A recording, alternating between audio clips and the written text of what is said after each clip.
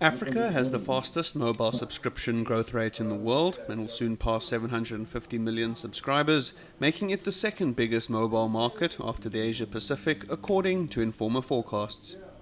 By 2017, the African market will exceed 1.1 billion subscribers. Today, we have about 1.8 billion 3G users. Now, when you look at the way 3G devices are going, they are mostly going smartphones. So we're talking about the next 500 million devices coming into the region, 3/4 of them being smartphones. Now, if I'm an investor, that would really excite me because those smartphones are data generating devices. We know that a smartphone can create as much as 35 times more revenue than a normal feature phone can in data.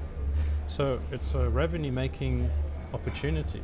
Again, it ties back to applications. What can a smartphone do?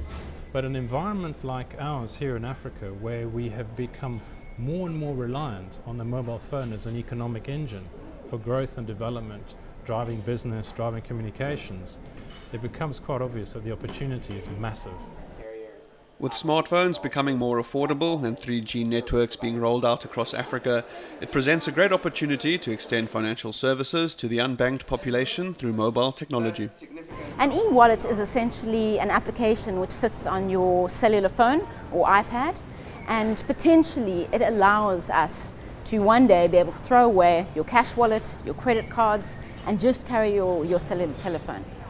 The e-wallet is a great opportunity to expand the retail banking market to South Africans that, number one, can't afford a bank account, and number two, they want perhaps a more secure way of dealing with cash. So it's a consumer that would normally deal with cash, can't afford a bank account. If they want to send money far away or be able to use an ATM, the e-wallet gives them this. So instead of having to physically send cash to their family, they can now use an e-wallet and via their phone more securely send this money. So the potential for expanding the retail market in South Africa is really great with this e-wallet.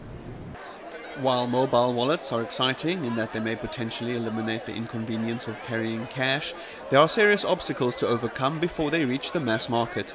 Information security becomes a critical factor when adopting the technology.